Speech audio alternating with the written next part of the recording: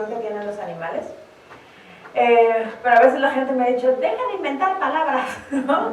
Y es que sí, es cierto, es una palabra como bastante nueva, digamos.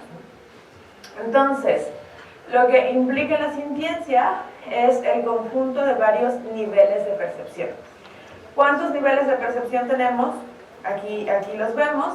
La sensibilidad, la percepción del dolor, los estados emocionales, la conciencia, y todo esto es al final la sintiencia. La sensibilidad, normalmente la gente no tiene ningún problema en decir que los animales son sensibles a ciertas cosas. El dolor, afortunadamente, pues sabemos que sí les duele y por eso tenemos analgésicos y anestésicos, aunque desgraciadamente algunas personas que hacen algunos tipos de estudios que no tienen un veterinario, todavía se llegan a hacer algunas pruebas sin el manejo adecuado del dolor en los animales. Los estados emocionales se les negaron por mucho tiempo a los animales, ahora ya podemos decir con mucha más tranquilidad que los animales están tristes, felices, etc. La conciencia, desde el 2012 tenemos una declaración de conciencia, aunque todavía para mucha gente eso es mentira, ¿no? Todavía yo conozco muchos veterinarios que dicen, no, es que los animales no tienen conciencia, no razonan, eso es solo para las personas. Y bueno, todo este conjunto es lo que es la sintiencia y vamos a ir viendo cada uno de ellos. La sensibilidad.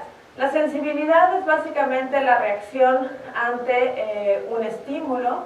Los animales tenemos, y voy a decir tenemos porque los animales humanos y no humanos tenemos los mismos sensores, aunque hay algunos más desarrollados en otros animales. Nosotros no podemos sentir las corrientes eléctricas como algunas anguilas sí, o algunos tiburones, por ejemplo, pero tenemos todos diversos receptores en la piel, en el ojo, por ejemplo. Aquí vemos una pupila dilatada. Si llega mucha luz, lo que va a hacer es que se va a contraer para que no se lastime el ojo, ¿no? Eso es una reacción a la sensibilidad. ¿Por qué la sintiencia no es solo la sensibilidad? Porque en realidad ahora tenemos máquinas sensibles. Yo puedo ponerle un billete a una máquina del estacionamiento y sabe cuánto me tiene que cobrar, de qué cantidad le estoy dando el billete y cuánto cambio me tiene que dar, ¿no?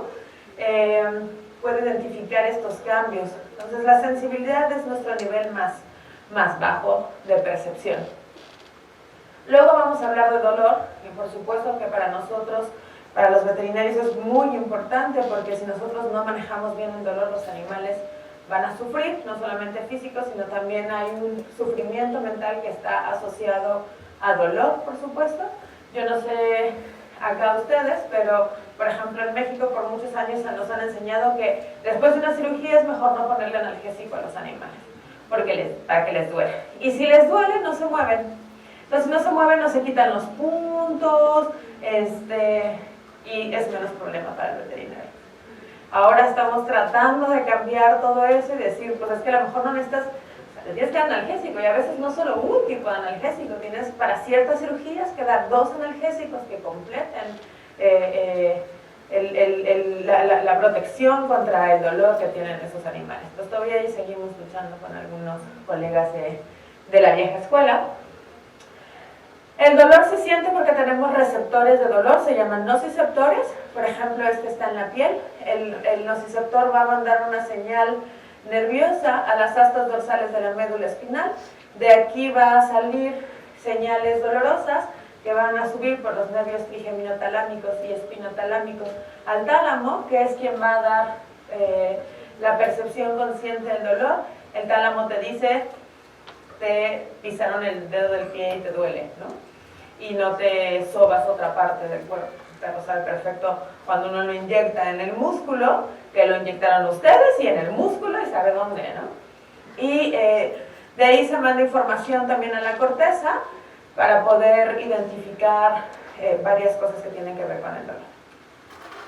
Tenemos muchísima información de por qué sí sabemos que a los animales les duele. Por ejemplo, las semejanzas morfofuncionales.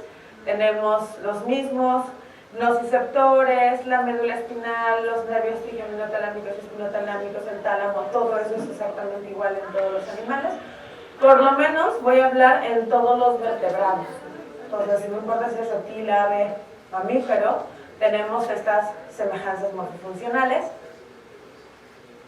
También tenemos mediadores químicos del dolor que compartimos. Por ejemplo, si algo nos duele, nosotros secretamos sustancia P, que viene de pain. Los animales también la secretan, pero además también tenemos sustancias en el cerebro, por ejemplo, que inhiben el dolor, que son las endorfinas. Estos derivados de la morfina que secretamos cuando nos duele algo mucho. Por eso algunos animales y algunas personas se lastiman. A veces los animales se mutilan en ciertas situaciones de mucho estrés. Por ejemplo, los gatos se arrancan el pelo, los perros se lamen hasta que podemos ver el músculo, o se muerden la cola, se mutilan, de verdad. Las aves se quitan las plumas, o los humanos se cortan. Porque cuando producen este dolor, se producen estas endorfinas, que como les digo, son derivados de la morfina, y lo que hace es producir una especie de analgesia, una especie de droga en la que nos alejamos de lo que está sucediendo en la realidad. También tenemos cambios bioquímicos y fisiológicos. Cuando tenemos dolor, podemos tener, por ejemplo, aumento de la frecuencia cardíaca, soltamos distintos tipos de neurotransmisores y de químicos que incluso pueden ser medibles. Yo no sé si ustedes se han pegado en el dedo chiquito del pie, pero te duele, cuando duele mucho, hasta sientes que el estómago se te encoge, te da taquicardia, te quieres sentar, ¿no? Todas esas cosas son estos cambios fisiológicos que tenemos con el dolor. También tenemos cambios de comportamiento. Si un caballo tiene cólico, va a empezar a voltearse a ver el vientre. Si les duele la cabeza, a lo mejor ponen la cabeza contra la pared. Si vemos que el primer signo que vemos con cualquier animal con enfermedad es el cambio de conducta. Entonces lo primero, el animal ya no quiere correr, ya no quiere comer, ya no quiere jugar. Y si yo le doy un analgésico, el animal vuelve a comer, vuelve a moverse, se deja de lamer, deja de verse acostado, ¿no? Este tipo de cosas. Y obviamente les decía la respuesta a los analgésicos. Pueden ver este perro que pues estaba en una situación en donde se ve delgado, vemos el semblante y ese animal no se ve que le esté pasando bien. Sin embargo, una vez que está alimentado, curado, cuidado, vean la diferencia en la cara, ¿no? Se les nota perfectamente bien en los animales estos cambios de conducta, de actitud.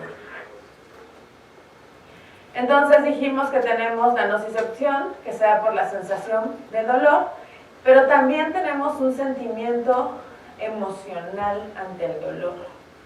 No siempre el dolor duele o se siente mal. De hecho, hay gente que disfruta del dolor, ¿no? Les llamamos masoquistas.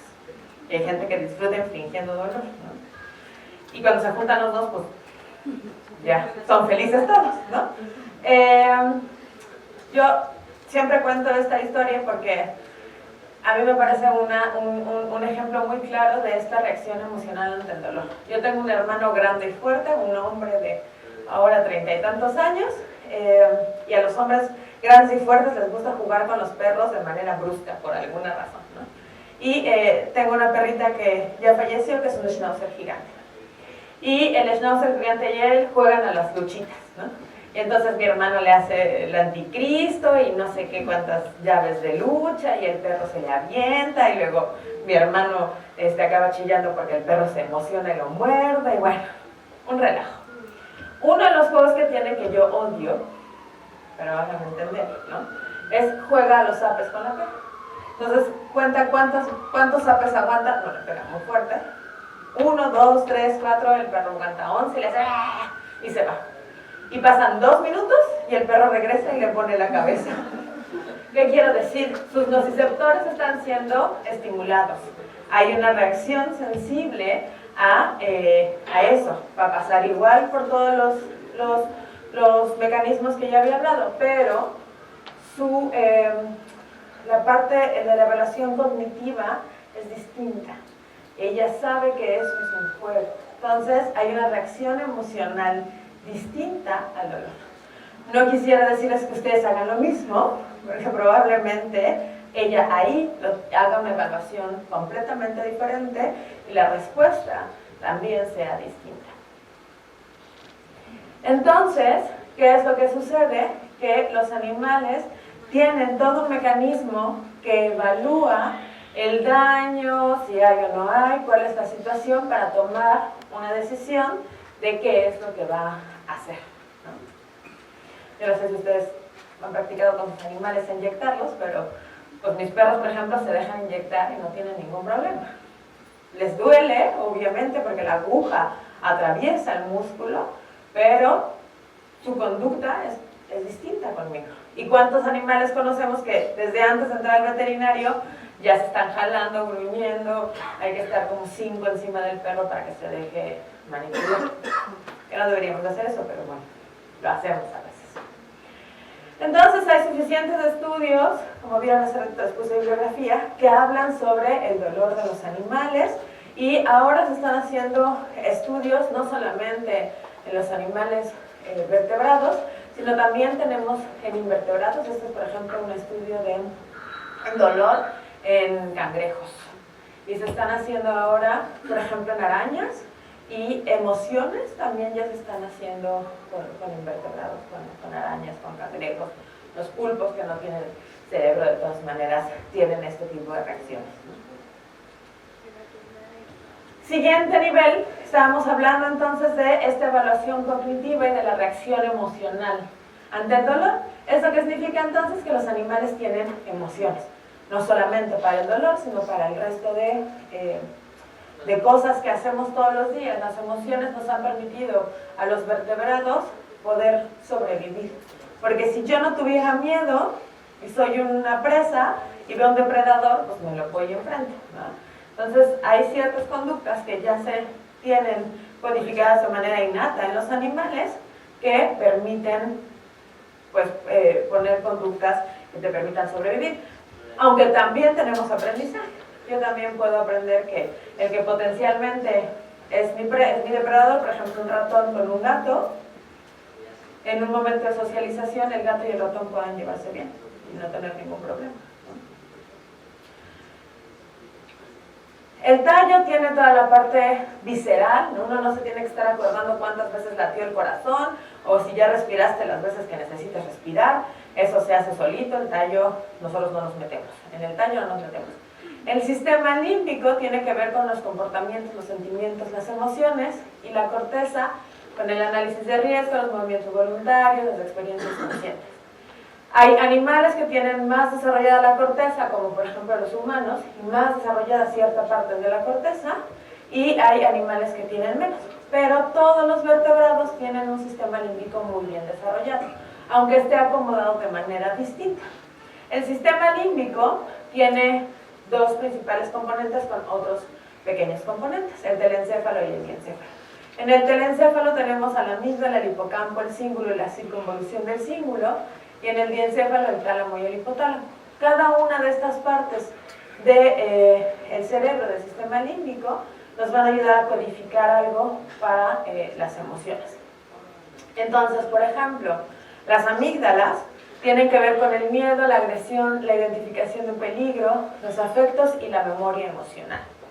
Se hacen ahora muchos estudios. Antes se abría la tapa del cerebro de los animales y se ponían electrodos y se veía que era cómo reaccionaban. También se buscaban centros de placer, de dolor.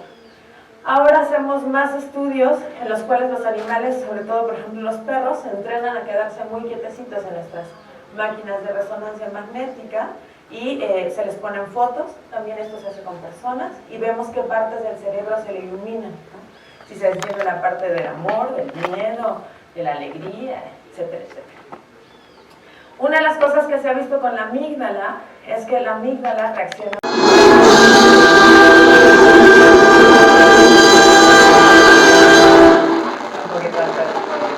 Ok, ¿qué emoción creen que sea esa?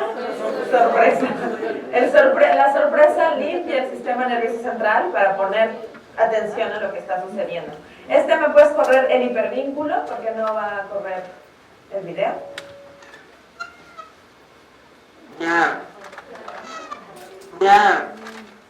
Ok, ¿alcanzan a ver las orejas del gato? ¿Hacia dónde están? Ok, ¿qué significa eso en gato? Enojo, miedo cuando los gatos tienen las orejas hacia atrás. ¿Qué creen que va a pasar? La cola. Sí, el gato se los dijo, estoy enojado, y la persona sigue fregando al gato. El gato mueve la cola, mueve las orejas. Eso es ira, y la intención de la ira sí es destruir. ¿Ok, ya está?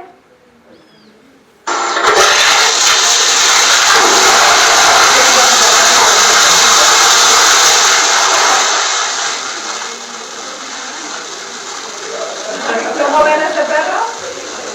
Sí, claro, si yo tuviera enriquecimiento ambiental también me sentiría muy feliz, que el corrión no se sentía tanto, pero podemos ver alegría. Sí, se ve que lo disfruta. Última emoción.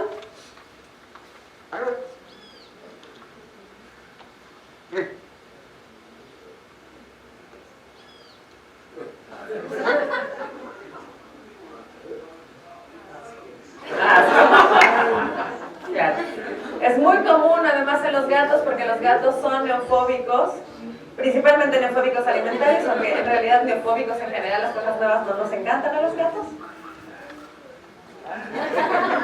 El meme famoso del gatito con la ensalada, en teoría lo tomaron justo cuando estaba haciendo una cara de asco.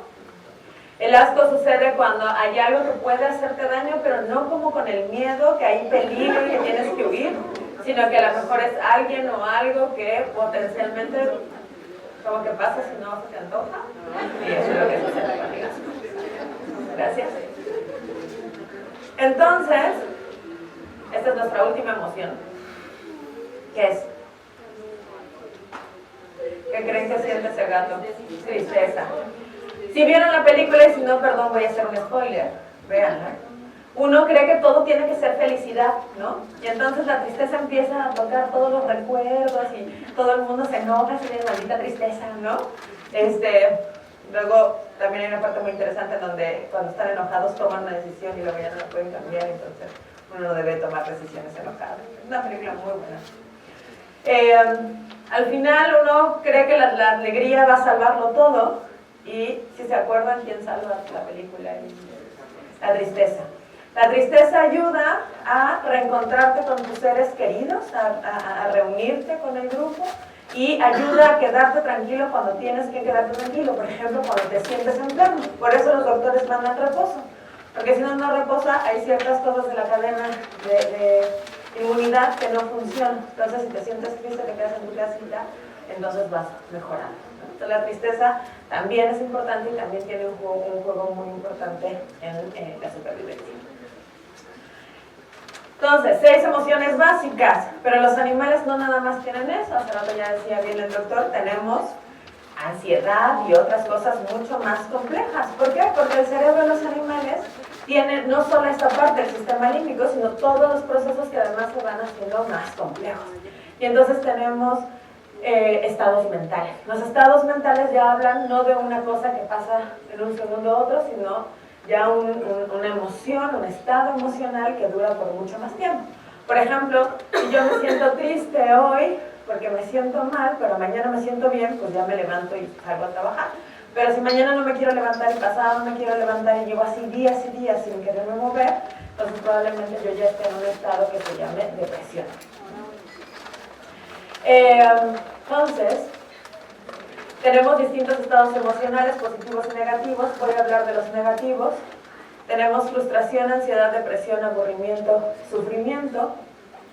La frustración sucede cuando tú tienes una motivación que no se puede terminar, hay algo que te lo impide, y normalmente la frustración lo que hace es que induce a automutilaciones, a estereotipias y también a sufrimiento, ¿no? Entonces, el animal está encerrado, no puede ir a ningún lado, tiene un lugar bien pequeño, ya lo conoce, entonces lo que le queda hacer es dar vueltas de un lugar a otro, por ejemplo, ¿no? O a lo mejor es un elefante y se bambolea, a lo mejor es un perro y se persigue la cola y se la muerde, La ansiedad sucede cuando un animal puede predecir un riesgo futuro y tenemos nuestro típico caso, por ejemplo, de un perro con ansiedad por separación. Desde que ya sabe que el señor se está poniendo los tacones, la señora, los zapatos, agarraste la bolsa, el animal ya tiene minutos que está bastante ansioso. Este es otro video, por favor.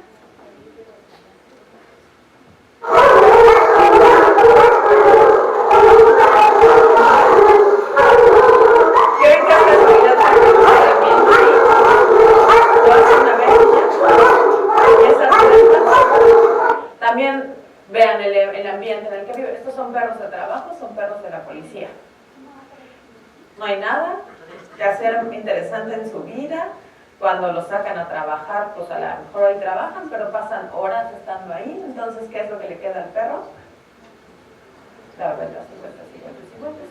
Para producir estas endorfinas que ya habíamos dicho, que van a autodrogar al animal, ¿no? El mismo lengüeteo constante es parte de esta situación. La depresión se asocia con malestar extremo, temor, frustración y generalmente se ve como una falta de movimiento. Y el sufrimiento es una combinación de sentimientos negativos, intensos y o prolongados, que pueden presentar asociados o no a dolor. ¿Qué quiero decir? Que hay... puede ser, por ejemplo, esta cerdita, que no le duele nada, nadie la está lastimando, lacerando, picando, no está sufriendo dolor físico. Sin embargo, vive en una jaula por 3 meses en la que no puede hacer nada más que dar un paso hacia adelante y un paso hacia atrás. Los cerdos tienen una manera de echarse donde se acuestan como de ladito y estas jaulas ni siquiera les permiten echarse como lo hace su especie. Entonces, aunque no hay un dolor físico, sí podemos hablar de que hay sufrimiento. Y el sufrimiento, por supuesto, impide que los animales se adapten y que su bienestar se vea comprometido. Creo que vas a tener que actualizar la lista. Gracias. Otra de estos estados emocionales negativos es la pérdida de la esperanza, la desesperanza aprendida.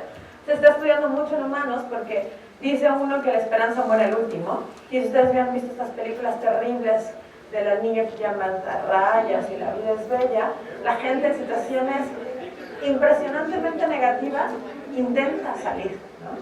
Cuando ya no ves la salida, cuando pierdes la esperanza, es cuando ya todo se viene abajo. Y parece que eso es uno de los pasos que van hacia el suicidio. Por eso se está estudiando mucho en humanos. En animales se ha visto, por ejemplo, en este laboratorio, si yo le quitara todos los grilletes y todo lo que tiene el mono, él ya no se movería. Ya no intentaría salir, aunque estuviera libre, porque ya lo intentó tanto que ya no puede. En donde más se ha estudiado son en las corridas de toros, en donde los animales salen, buscan salida, pero no la encuentran porque todo es redondo, se parece. Empiezan a sentir ataque, como no pueden huir, solamente te queda defenderte.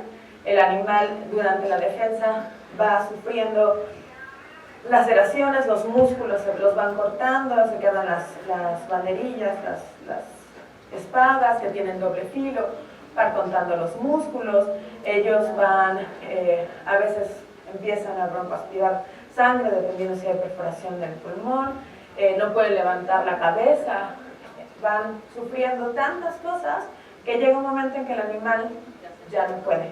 Entonces se detienen, entran en desesperanza aprendida y ya, ¿no? A veces los toreros dicen, ven, como él sabe que yo soy mayor y mejor y entonces muere con placer ante mí, y no es cierto, ¿no? En realidad es todo un sentimiento negativo de desesperanza aprendida. Entonces fíjense cómo también hay cosas positivas en la vida de los animales. Me centré ahorita nada más en lo negativo porque es lo que tenemos que por lo menos evitar. Los animales tienen una conciencia. Llegamos entonces al siguiente nivel de percepción. Los animales sienten todo esto y además son conscientes de... Hay diferentes tipos de conciencia. Los gringos tienen, los americanos tienen palabras distintas para los distintos niveles de conciencia. Por ejemplo, cuando te despiertas, estás consciente a un nivel distinto que cuando estás dormido. Cuando estás dormido no sabes qué es lo que está sucediendo a tu alrededor. Entonces el despertarse es un nivel de conciencia, se llama awareness. Entonces, awareness. Y luego tienen awareness, saber qué es lo que está sucediendo. Y así hasta la autoconciencia, que es saber quién soy yo. Pero a veces la gente me dice, es que los animales no tienen autoconciencia porque ellos no saben quién son y a qué vinieron al mundo. Y yo me pregunto si todos nosotros sabemos quiénes somos y a qué venimos al mundo, ¿no? Pero este nivel de autoconciencia significa que sé quién soy yo. Hasta ahorita la ciencia solo tiene un estudio que inventamos para saber la autoconciencia, que se llama la prueba del espejo, ¿no? Los niños muy chiquititos no tienen autoconciencia hasta después que ellos ya saben que el ombligo que están viendo en el espejo es de él. Y hay animales que ya han pasado la prueba del espejo, que se ponen en un espejo, el animal se ve, lo anestesian, le ponen un puntito, lo regresan cuando se despierta el espejo y luego se trata de quitarle el puntito, se da vueltas para saber qué es lo que tiene encima.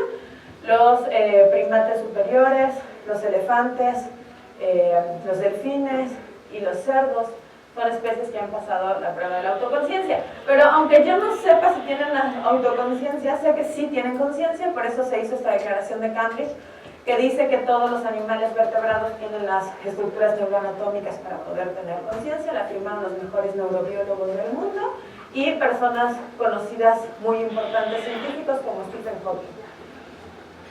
Y ya hay bastantes estudios también que se están haciendo sobre conciencia.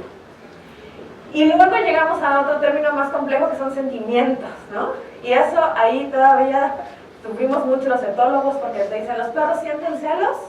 ¿Aman? Y entonces uno dice, bueno, no, porque en realidad no es que el perro tenga celos. Lo que pasa es que si tú estás con la novia, el perro te ve como su figura de apego o como su recurso valioso y se pone en medio porque lo que hace es proteger su recurso, ¿no? Tratamos de evitar estas palabras complicadas, pero la palabra es tan complicada como definan mi amor. Explíquenme cuál es la demostración universal de amor. A lo mejor yo expreso amor haciéndole el desayuno a mi marido todos los días y él trayéndome flores. Y eso no significa que ninguno de los dos esté mal. Entonces, como es tan complejo, le tenemos miedo a esa palabra. El doctor Brum dice que no le tengamos miedo.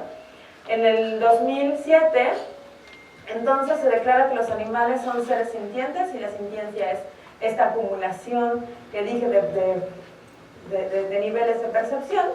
Incluye la conciencia y, como les decía el doctor Brum en su artículo sobre sentimientos, dice que no deberíamos de tener miedo a usar conceptos como emoción, sentimiento, estados de ánimo, dolor, miedo, felicidad, conciencia, estrés, necesidad y bienestar en los animales, porque sabemos que tienen las estructuras neuroanatómicas para poderlo sentir. Y además ahora tratamos de medirlo todo, ¿no? Y primero lo hacíamos con las 5 libertades y ahora lo hacemos con los 5 dominios. Hay muchos estudios que están haciendo ahora y a mí me gustan mucho los 5 dominios porque antes la parte emotiva, la parte emocional era un componente más de las 5 libertades, pero cuando hablamos de los 5 dominios podemos ver que cada una de las cosas que pasa con los animales se refleja en una parte emocional. Por ejemplo, el tener sed o hambre. ¿Cómo se sienten ustedes cuando tienen hambre? Te pones de malas, te sientes ansioso. Entonces, el tener hambre no solo repercute en que te duele el estómago porque tienes mucho ácido clorhídrico, también repercute en el estado emocional. Y entonces a lo mejor después le das de comer al animal y traga y luego se siente mal porque el estómago está todo distendido. Sin embargo, si yo le doy algo que le gusta mucho al perro, al gato, al animal, puedo tener toda una sensación placentera de la misma alimentación. Tanto que hacemos enriquecimiento ambiental con comida mucho, ¿no? ¿Me pasas este último video? Porque ya estoy sobre el tiempo. 2 minutos. Gracias. Detérmelo. Ya no me lo detuvo. Ok, mi intención era preguntarles qué creen si ustedes fueran gato, qué harían si se están peleando con el otro gato y viene la aspiradora encima. Ya lo vieron, así que ya no sirve, pero normalmente cuando pregunto esto, nadie me dice desviar la aspiradora. Todo el mundo me dice brincarla, correr, pegarle, pero vean, ahora sí, échamelo. Déjalo correr. Vean al gato. Fíjense cómo no deja, ¿me lo puedes volver a poner? Gracias. No deja de ver al gato, vemos otra vez las orejas hacia los lados, vemos ira, vemos al gato que está abajo, tiene miedo.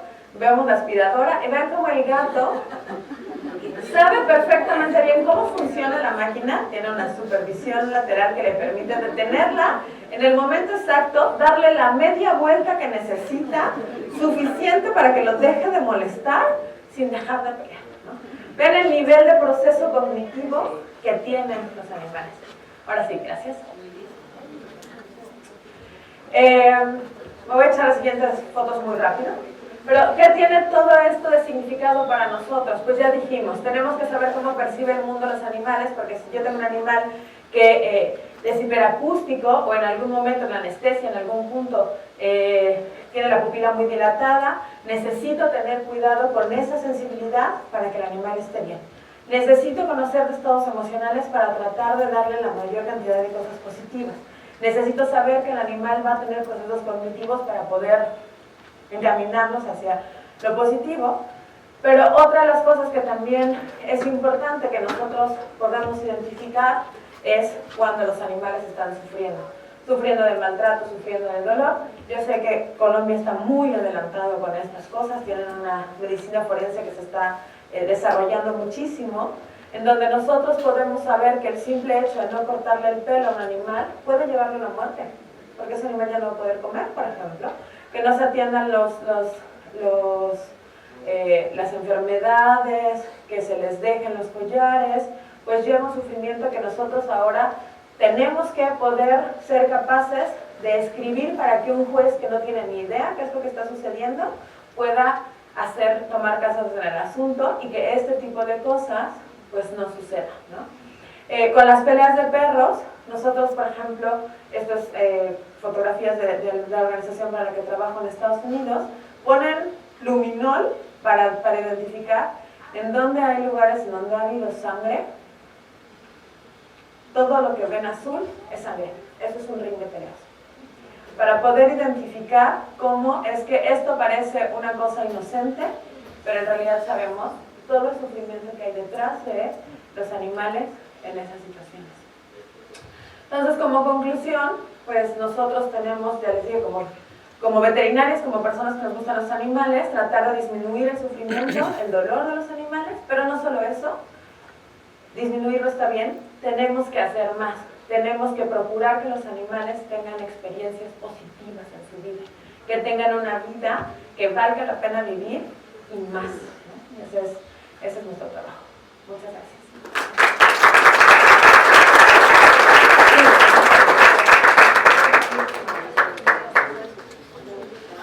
Y en lo que cambiamos de ponente, ¿sí? En lo que cambiamos de ponente, como vengo a la tierra del tequila, hay 2 botellitas de tequila de regalo, que vamos a rifar. Acá tenemos la lista. Doctor, ¿me regala un número del 1 al 56? ¿Del 1 al 56? 44. ¿44? El 44. Ah, bueno, como se está rifando Correa. Pues el doctor se la ganó. Ah, la que sigue. ¿De qué sigue? O sea, ¿se lo guardamos? No, no está. ¿No vio la plática? No se lo merece. Otro número. ¿Otro? 25. El 25. Jessica Estrada Bedoya. Jessica. ¿No está? Se lo guardó. No escuché la plática, no. 10. Vanessa López. Perfecto. Buenas tardes. Primero, lo que se dice en estos casos, gracias por confiar en que uno pueda hacer un aporte, gracias en traerme de nuevo a este querido país, en el cual tengo tantos amigos, tantos colegas, tanta gente con la cual muchas veces me han dicho si Colombia no es un poco mi segunda patria, ¿no? Porque es uno de los países que he tenido la fortuna de visitar más con este tema de bienestar animal. Y me gusta... ¿Perdón? ¿Qué pasó? Ah, sí, está acá. Yo siempre cuando pasan estas cosas técnicas, yo digo, no se preocupen, a Bill Gates también le pasaron estos temas, ¿no? Así que esto me lo dijo un jefe mío una vez que estábamos en una conferencia muy importante y yo transpiraba porque empezaron a pasar todas las transparencias con una cruz colorada y no se veía nada y yo transpiraba copiosamente. Hola, a Bill Gates también le pasó esto, me dijo. Así que, pero por suerte hasta ahora lo vamos solucionando todo, ¿eh? Está todo perfecto. Cuando me dijeron que vamos a hablar en un seminario de tenencia responsable, y yo empecé a buscar mis pláticas sobre el tema de tenencia responsable, y tengo varias. Y lo comenté con un amigo, que es mi referencia en muchas de las fotos que vamos a ver hoy, y me dice, ¿y por qué? Y yo digo, ¿y por qué qué? ¿Y por qué decís, vos acostumbrás a decir, vamos a subir para arriba, vamos a bajar para abajo? No, ¿cómo voy a decir eso? ¿Y por qué decís tenencia responsable? ¿Y por qué? ¿Y por qué? Y me puse a pensar y decimos tenencia responsable porque empezamos a leer tenencia responsable, pero realmente no hay tenencia responsable. Usted va a decir que yo estoy loco cuando digo que no hay tenencia responsable. No, hay tenencia. La única forma de tenencia de un animal es responsable. Así que mi humilde propuesta es, ¿por qué no empezamos a hablar de tenencia? Para que la gente empiece a sacarse de encima la palabrita de la responsabilidad y asumirla como una cosa intrínseca en lo que es tener un ser vivo. Algunos hablan de sintiencia, como decía la doctora, otros hablamos de sensibilidad. Yo me prefiero referir siempre a lo que es la primera gran revolución legislativa que se produjo en el mundo respecto a la tenencia o al animal, que fue el Tratado de Maastricht. Cuando la Unión Europea decidió dejar de ser una serie de países y ser una unión, un solo gran país, en el Tratado de Maastricht está el Protocolo 22, donde dice que los animales son seres sensibles. Y si ustedes buscan la legislación de la Unión Europea en el link que corresponde y todo, si a alguno le interesa yo se lo puedo facilitar, y lo van a encontrar, toda la legislación está en francés, en italiano, en inglés, creo que también en alemán, no sé si está en francés, y la legislación en castellano no dice seres sintientes, dice seres sensibles. Entonces, ahí hay discrepancias, como algunos hablan de la libertad de los animales, porque traducen literalmente The Five Freedoms, y otros preferimos hablar de la necesidad de los animales. ¿Por qué? Y porque un animal no tiene libertad de no tener hambre y sed, no tiene libertad de no tener miedo y angustia, no, tiene necesidad. Y esa necesidad, ¿por qué nos compromete? Y ahí viene la tenencia. Porque somos nosotros los que vamos a hacer que el animal no tenga ni miedo ni angustia, ni sed, ni hambre, ni heridas, ni lesiones, ni enfermedades. Y siempre me detengo en esta, que es la única necesidad de las 5 que nos comprometen los médicos veterinarios. Porque si bien para algunos el bienestar animal es una actividad multidisciplinaria, y sí necesitamos de otra disciplina, la única disciplina responsable de que el animal no tenga ni heridas, ni lesiones, ni enfermedades, somos los médicos veterinarios. Así que hecha esta pequeña introducción, vamos a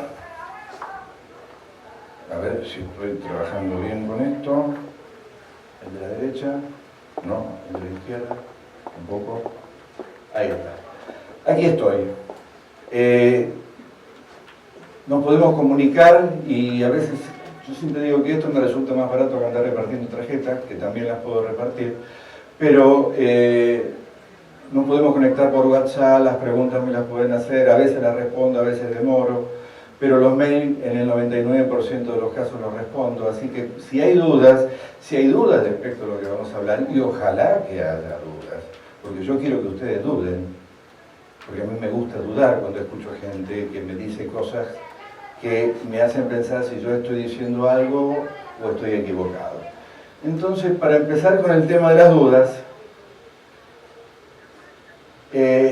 Cuando hablamos de tenencia, este cartel me pareció espectacular.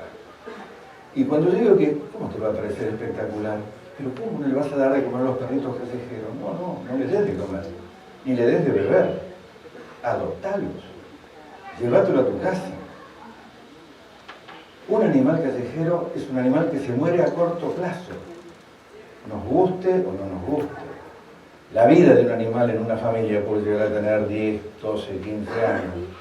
¿Cuánto vive un animal callejero? Término medio. La tercera parte, quizás. ¿Y saben cómo mueren? Sufriendo. Abajo de algún auto, en una cuneta, en un lugar oscuro, frío, sin nadie que lo acaricie y le diga, chao, te quiero, vas a morir porque yo quiero que vos mueras, porque no quiero que sufras más. Y te adoro y me diste muchos años de felicidad y ahora te doy un momento en el cual vas a dejar de sufrir. Eso es lo que hacemos los médicos veterinarios. O sea, en ese contexto, a mí me parece un cartel con sentido práctico y sensato, aunque algunos dicen que es un cartel insensible. Pero el mejor cartel es el que viene. ¡Oh! Claro, ya se fue, dije, ya, entonces ya por eso se pone contento, no, todavía falta. Estoy cansado, me avergüenzo, me da pena ir a facultades de veterinaria, hablar con colegas, hablar con profesores y ver un perro acá. No, este es el perro de la cátedra. Me da vergüenza que ese sea un profesor de una facultad de veterinaria que cree que puede haber un perro de la cátedra. Será el perro del profesor de la cátedra, el cual se lo llevará a su casa y lo traerá a la clase. Pero ese perro en la cátedra no tiene un tenedor que se haga responsable de todo. Las facultades no deben tener perros de todos, tienen que tener perros de cada uno. Y si en una facultad de veterinaria hay perros de todos, mis estimados amigos, colegas y futuros colegas, los invito a que hagan una campaña para que los perros de todos dejen de ser de todos y empiecen a ser de uno. Y que estos carteles empiecen a aparecer en todas las facultades de veterinaria. Que no haya animales de todos. Eso es responsabilidad, eso es tenencia responsable. Y el tema del animal urbano es algo que muy pocas veces se habla. Pero fíjense qué interesante, cuando hablamos, ¿desde qué época se habla de esto? Hace muchos años que ya se habla de este tema. Y hace muchos años de que se habla de la gestión de los animales urbanos. Cómo tenemos que administrar ese recurso, digo recurso no en un sentido económico, ¿no?, sino en un sentido social. Cómo tenemos que administrar ese recurso en forma sustentable y en forma en la cual ese recurso no sufra. Y cuando yo hablo de no sufra, siempre trato de hablar de sufrimiento, y no del mínimo sufrimiento o el máximo sufrimiento. Ustedes vieron que a veces hay leyes que dicen que el animal no tiene que tener un sufrimiento excesivo, no tiene que sufrir. No tenemos que legislar para que el animal sufra poco, tenemos que legislar para que el animal no sufra. Ya le voy a tomar la mano, quédense tranquilos que ya le voy a tomar la mano. Les pongo textualmente, esto lo pueden, así encuentran ustedes la información en internet. O sea, la primera conferencia esta de la UAM se hizo en el año 92. Está todo online.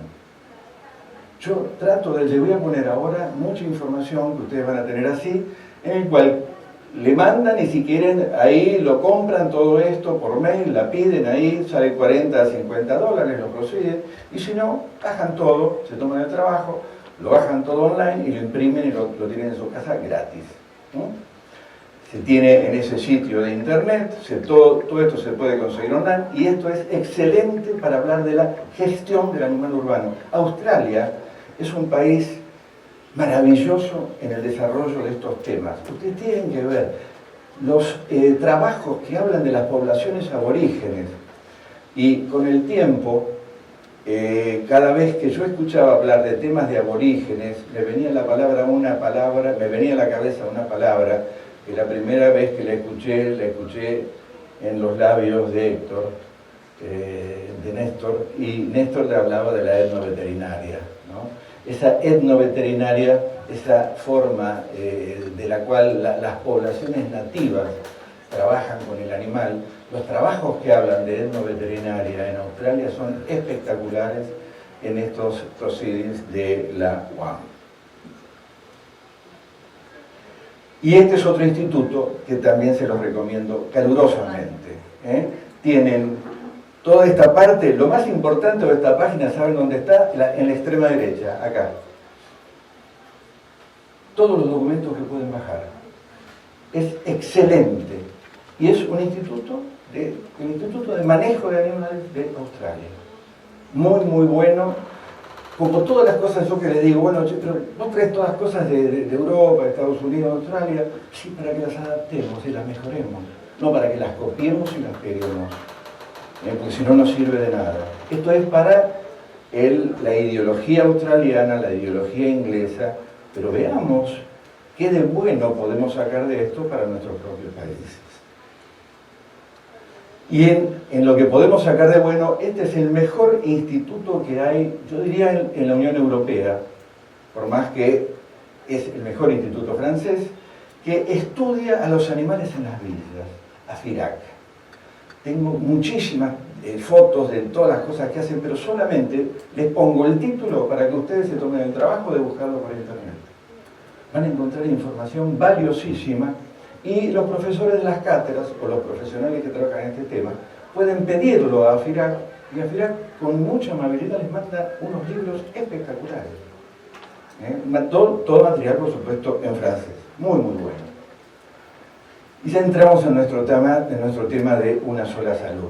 Aquí nace, en esta página, One Health, toda la documentación de una sola salud. Véanla, trabajen en los links, bajen, impriman. Yo digo, no pierdan el miedo al inglés a aquellos que se lo tienen, porque hoy con Google Translator ustedes meten, aunque sea va a ser una traducción tipo Me Tarzan, tu Jane, como las películas, pero aunque pueda ser así la traducción, va a ser una traducción que nos dé una idea de qué se habla. Así que pierdan el miedo al inglés. Pueden poner en el extremo de la derecha de la página, traducir página, pero traducen todo al español. Así que aquí van a tener todo lo que tenga que ver con One Health. Y esta revista es muy buena, de la Organización Mundial de Salud Animal. Es un número dedicado a One Health. Excelente. También lo bajan en internet. Y esto es una cosa que nos pasa a nosotros. Hoy somos pocos. No somos pocos, somos una multitud. ¿Por qué somos una multitud? Este fue un seminario que se hizo en el año 2014, mundial, online. ¿Cuánto costaba la inscripción? Un clic. Online uno se inscribía. Yo dije, va a haber cientos. Se lo puse porque hay documentación a favor de lo que yo dije que estaba en contra. Lo que se llama Trap, Neuter and Release. Yo estoy en contra, pero ellos están a favor. Pero a mí me interesa que ustedes lean documentos de lo que están a favor, para que ustedes saquen sus propias conclusiones. Entonces, los problemas de los perros que ladran, los llamados, ellos hablan también del perro peligroso, los ataques de perro, las mordeduras de perro, las agresiones. Es un sitio de internet muy, muy bueno de documentación sobre toda esta temática. Y, por ejemplo, acá lo que está hablando es toda la introducción del Centro del Animal de Compañía de la Asociación Australiana. Por eso les digo, Australia y Nueva Zelanda, sobre el tema del animal urbano, son para mí los líderes para tomar como referencia. Trabajos muy interesantes, acá les puse uno solo, porque me pareció que tiene que ver con lo que pasa en muchas plazas de nuestras ciudades, el problema de la materia fecal en los campos deportivos. Yo lo pusieron en los campos deportivos porque es el lugar en el cual cuando no hay partido, la gente iba y soltaba a los perros. Y después los jugadores iban y jugaban ahí. Entonces ese jugador de rugby o de cualquier deporte de contacto se caía en un terreno en el cual había más materia fecal que lo que tenía que haber. Y las lesiones ahí eran distintas, si eran lesiones con heridas en las cuales se podía contaminar. Trabajo muy, muy interesante. Pero lo más interesante de esta página, fíjese esto. ¿Qué dice ahí? Planeamiento estratégico y diseño de un desarrollo urbano y de las casas. Teniendo en cuenta los animales. ¿A qué me lleva esto? Al lugarcito que le di antes de esa organización AFIRAC en Francia. Son organizaciones, tanto AFIRAC como estos trabajos, que nos hablan de la problemática del animal urbano.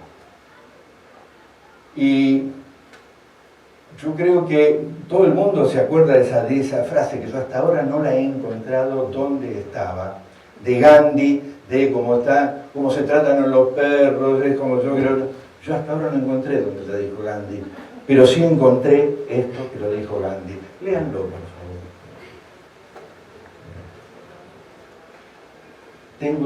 Gandhi era periodista y esto lo escribió en un diario que editaba él.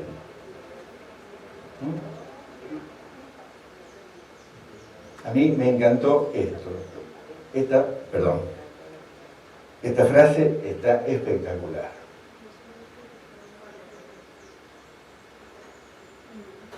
Hace muchos años que lo dijo Gandhi, pero se puede decir de nuevo hoy. Y miren lo que dice ahora.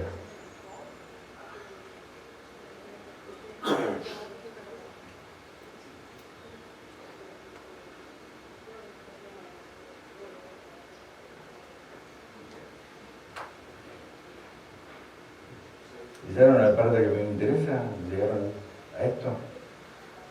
¿Alguien podría decir que esto lo dijo Gandhi?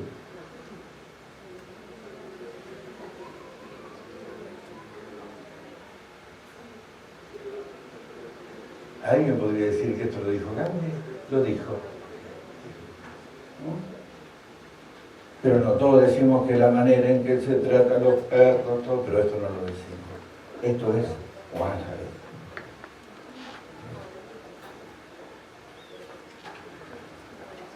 ¿Estuve bien en los tiempos? Que como creo que sobra, yo no sé si cómo es la metodología de las preguntas, después, antes, después. ¿Listo?